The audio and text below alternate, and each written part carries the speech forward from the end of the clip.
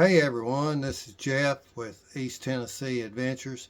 Just wanted to throw out a quick video on a product I just received and installed on my NC750X. It's a extension bracket that goes between the handlebars.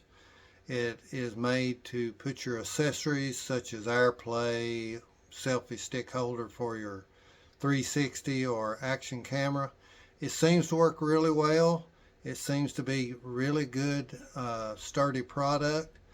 I've got a picture of it installed on the 750X, and I would recommend it to just about anyone. As always, please like and subscribe, and there will be links to the product down below. Thank you for watching.